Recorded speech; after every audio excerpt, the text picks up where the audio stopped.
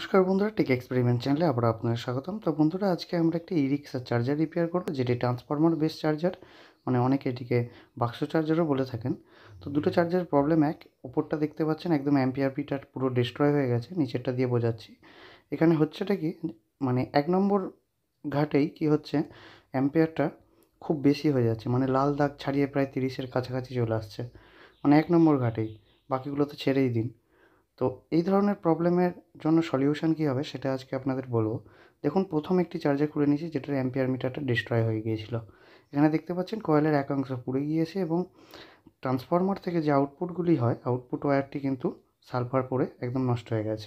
এর সমস্যা সমাধানের জন্য আমাদের ট্রান্সফরমারটিকে খুলে নিতে হবে এবং ট্রান্সফরমারটি আমি খুলতে থাকবো। তার আগে বলতে চাইবো, যারা নতুন এসেছেন এই চ্যানেলে, অবশ্যই চ্যানেলটিকে সাবস্ক্রাইব করবেন, কারণ আমরা এই ধরনের রিপেয়ারিংমূলক ভিডিও, শুধু চার্জার নয়, বিভিন্ন অ্যাপ্লায়েন্সেস রিপেয়ারিংমূলক ভিডিও এবং বিভিন্ন ইলেকট্রনিক্স প্রজেক্টমূলক ভিডিও এই চ্যানেলের মাধ্যমে আমি আনতে থাকি। আর সমস্তটাই বাংলায় হয়। আর যারা এই চ্যানেলের পুরনো ভিউয়ার্স, তারা জানেন কোনো ধরনের ফেক ভিডিও এখানে আপলোড করা হয় না। ভিডিওর কোয়ালিটি হয়তো একটু খারাপ হয়, কারণ আমি এখানে কাজ করি, এই অবস্থায় আমাকে ভিডিও বানাতে হয়, কিন্তু নলেজ আপনারা 100% জেনুইন পাবেন, এটুকুন গ্যারেন্টি আমার। তো দেখতে পাচ্ছেন আমি ট্রান্সফরমারটি খুলে নিয়েছি। এই ধরনের টোটাল ট্রান্সফরমার হলে রিপেয়ারিংটা কিন্তু অনেকটা ইজি। যে স্কোয়ার শেপের ট্রান্সফরমারগুলি হয় তার ক্ষেত্রে কিন্তু কোরটা খুলতে হতে পারে। তো দেখতে পাচ্ছেন যে এটুকুন পোড়া অংশ ছিল, সেটুকুনকে আমি খুলে প্রথমে বাদ দিয়ে দেবো, কেননা এই অংশটি পুরোপুরিভাবে নষ্ট হয়ে গেছে, এটিকে আর কাজে লাগানো যাবে না। তো শুধুমাত্র এটি পুরনো চার্জার বলে নয়, এই নতুন চার্জারগুলো আমি দেখছি এইরকমই কন্ডিশন হচ্ছে। যে মাদুর বানিয়েছে আমি জানি না কীভাবে ওয়াইন্ডিং করা হয়েছে। তো প্রথমত আপনাদের উচিত হবে কপার ওয়াইন্ডিংয়ের যদি কোনো এই ধরনের চার্জার পান সেটিকে কেনা। এগুলো সব অ্যালুমিনিয়াম ওয়াইন্ডিং। তো অ্যালুমিনিয়াম ওয়াইন্ডিং একদমই বাজে, কপার ওয়াইন্ডিং পেলে নেবেন। আর এই চার্জার ইউজ করার সময় আপনাদের যদি ভোল্টেজ লো হয় তখনই কিন্তু ঘাটটা বাড়াবেন, না হলে কিন্তু এক ঘাটে রাখবেন। দেখতে পাচ্ছেন চার্জারের সেকেন্ডারি ওয়াইন্ডিংটা কিন্তু অনেকটাই নষ্ট হয়ে গেছে, আমি কেটে বাদ দিয়ে দিয়েছি যতটা দেওয়ার। এরপর দেখুন আমাদের করতে কী হবে। এটা পুড়ে গেছে তাই, কিন্তু আরেকটি যে চার্জার সেটা কিন্তু পড়েনি, তার ক্ষেত্রেও একই ব্যবস্থা হবে। দেখুন, এখানে আমি অ্যাম্পিয়ার মিটারটিকে ছেড়ে দিচ্ছি। প্রথম হচ্ছে আমার ট্রান্সফরমার থেকে যে দুটি ওয়্যার আউটপুট হচ্ছে, এই দুটি ওয়্যারকে আমাকে ভোল্টেজ মাপতে হবে। মানে এই যে রেকটিফায়ার বোর্ডটি আছে, এখানে কানেক্ট না করে আমি ভোল্টেজটা মাপবো, এক ঘাটে রাখবো এবং সিরিজে প্রথমে আমি চেক করব।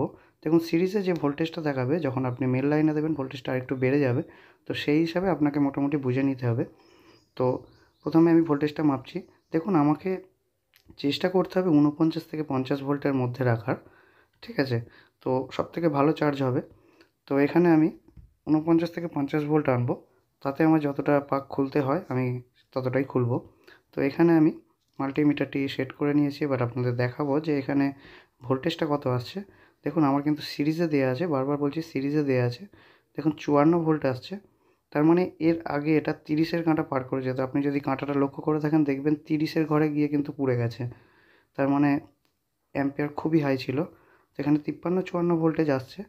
এখানে আমি ট্রানটা খুলতে থাকবো। ট্রানটা আমি খুলতে থাকি, একটি পার্সোনাল ম্যাটার আপনাদের সঙ্গে একটু আলোচনা করে নিই। দেখুন, আমার খুব অনেক দিনের ইচ্ছা একটি ইউটিউবের জন্য স্পেশালি একটি স্টুডিও হবে, যেখানে আমি স্টেবল ভিডিও, মানে কোয়ালিটি ভিডিও যে কোয়ালিটি হয় সেটা আপনাদের প্রোভাইড করতে পারবো। আর নলেজ তো আমার ভিডিওয়ে থাকে, যারা সব ভিডিও দেখেছেন তারা জানেন আমি কোনো ভিডিও কিন্তু ফালতু বানাই না। তো এখানে দেখুন আমি টার্ন খুলে নিয়েছি, মোটামুটি দুটো টার্ন আমি খুলে নিয়েছি। তো এখানে আমি সিরিজে আরেকবার লাইন দেবো। দেখুন, আমার সিরিজ বোর্ড এইভাবে করা আছে। তো সিরিজে লাইন দেওয়ার পর আমি মাল্টিমিটার দিয়ে চেক করব। সবসময় সিরিজে কাজ করবেন। দেখুন 53 ভোল্ট এসছে, 52-53 ভোল্ট।